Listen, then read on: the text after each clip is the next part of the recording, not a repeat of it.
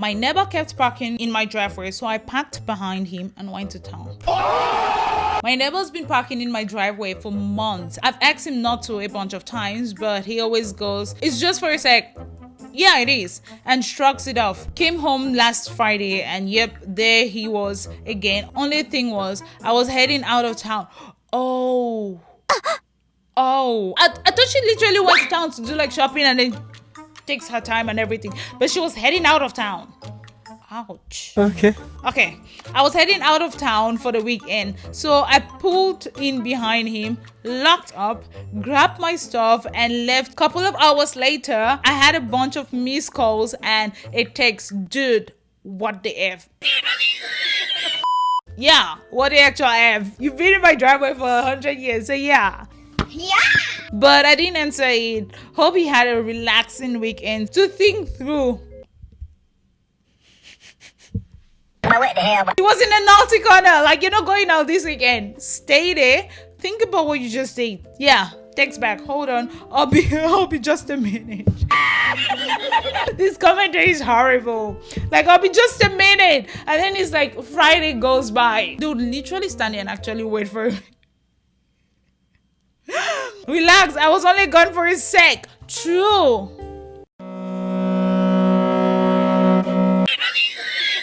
That's literally what she should, like, Monday you're back, like, relax. It was just a sec. So he literally gets it. Absolutely gold. Absolutely. My coworker kept stealing my pens, so I started filling them with glitter ink. I work in this pretty chill office, but for whatever reason, my pens kept missing. Not like all my pens, just mine, the ones I actually like to use. The person just wanted to, like, touch something that he touched frequently. The ones I actually liked using. I kind of had a feeling who it was, but didn't want to cause drama. Then one day, I saw her using my purple gel pen during a meeting. I said something like, "Hell, I think that's mine," and she just laughed and went, "Oops, LOL, didn't even notice." Really? Huh?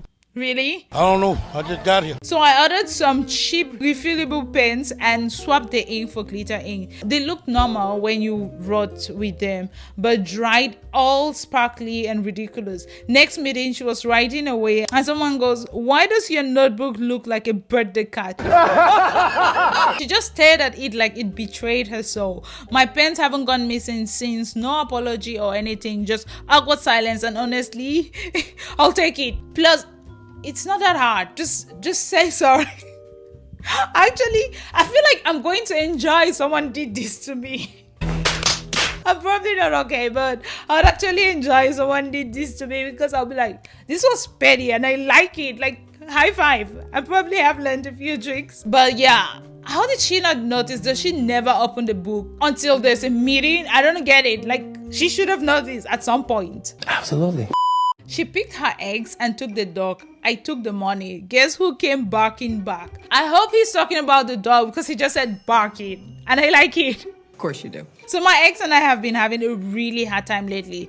She decided she wanted to go back to her ex and has been a B word ever since. We broke up and now she wants everything including the dog that she never even wanted in the first place. She loves the dog too, but never wanted him. Hated cleaning up little surprises here and there and whatever. I wanted the dog, plus I trained him and paid for professional training, so I took responsibility for him. It was actually your responsibility during the relationship. So even though we both love the dog, I'm not sure the kind of treatment he's going to get if he goes with her. I took responsibility for him and we've been buddies ever since. Aww. The problem is that she wants me to move out and wants half of everything. What? We weren't even married. LMOL. Huh? We weren't even married. Anyway, the house is a rental, but I always paid for it and I was living here before we even started dating. So nope, not today, girl. She wanted to move in with her ex because he lives with his parents. I don't understand. Like, my mind does not get it. Why would you want to live with like another person's parents? Every adult is like scrambling away from their parents and you're going to move in with another person's family. No, thank you. So what did she do? I don't know. I just got here. She managed to get inside without being seen by cameras since she knows the dead angles, and got into the backyard and called for the dog since the door has that little hole for the dog to go outside whenever he wants. How dumb do you have to be to hide from the cameras but then scream his name? The cameras also recorded sound. So I just went to the police station and they said they couldn't do anything because we are not married and there was no evidence that we actually broke up or that she entered the house illegally, which makes sense. So I went to her parents' house looking for the dog since she didn't reply to my messages, and my body heard me and immediately started backing and trying to come into my direction. Oh, that's horrible. Her mom didn't want to open the door completely, so he couldn't get to me and even closed the door mid-conversation, so I couldn't get the dog. That's really horrible because you can see where he actually wants to be. Absolutely. No worries, we had a joint bank account with some savings that we both invested in, even though I invested 80% or more, and we had agreed to split it 50-50. So no dog, no money. I transferred all the money into a crypto wallet and waited 2 days. All of a sudden, she remembered my number and asked what have happened to the money. I told her, I don't understand. I do not understand. In my mind, if a relationship were breaking up, right, and you guys have a joint bank account, which is already a stupid thing to do if you're not married, I don't get. I literally have seen a court video where people are talking about someone spending money from a joint account on other relationships. Why are you in a joint account if you're not married? And if you are married, that's joint property or something, and you're supposed you actually have legal rights to it. So you're in a joint bank account, you put your money there voluntarily. So if you're breaking up, that should be the first conversation that's had, financial one, oh, okay, separate assets and everyone goes their way. So you're not all right, the whole breakup happens and then you're actually, if you're sharing it, it's literally a phone transfer. Send the money and then you're done with that part of the deal.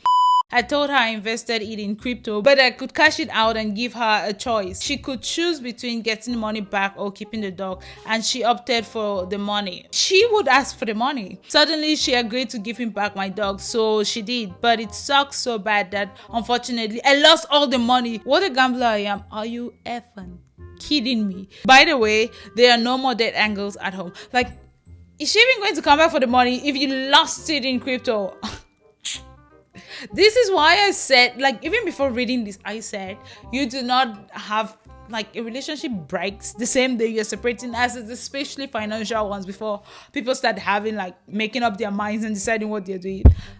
You shouldn't be having a bank account with someone you just met and then suddenly lose all of the money, because I'm pretty sure there are laws when you're married that there's assets that you don't just magically lose. Exactly. And she has no case if she wanted to take him to court. She has no case here. Sorry, I'm not moving this fallen limb blocking the road fast enough for you.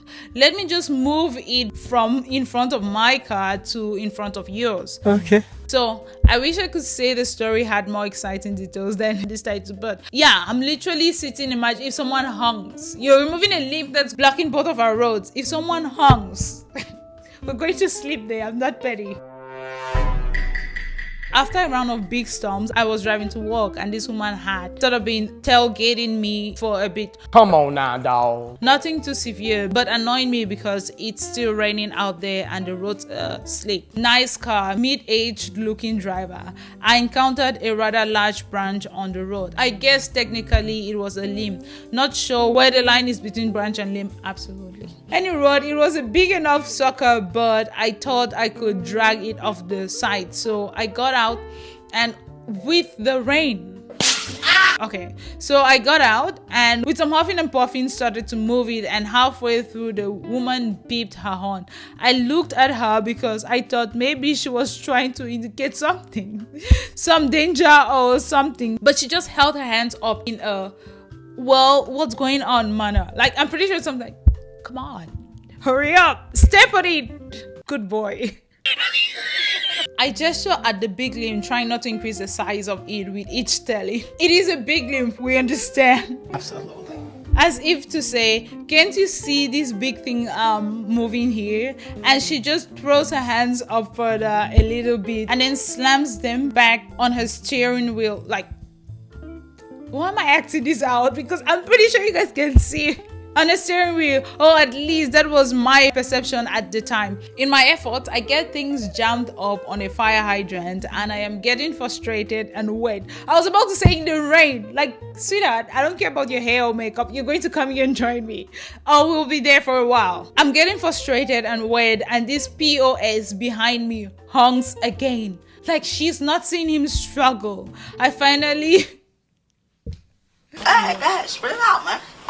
finally fine-angle the limb to the side, but continue to drag it to behind my car, effectively getting the heavy thick end back into a road blocking position right in front of her car. I wish I could say I had the balls to look her in the eyes, but there's no way I'm going to miss out seeing the seeing the dissatisfaction and the absolute rage on her face. I wish I could say I had the balls to look at her in the eye, but the moment I let it down, I realized how petty I was being and felt a string of shame, and mentally slapped myself for wasting time doing this. He has struggled to drag this big limb out of the road in front of his car, and when he's on the side, it's like, actually, I'm going to go the full length of my car just so I can put it in front of hers.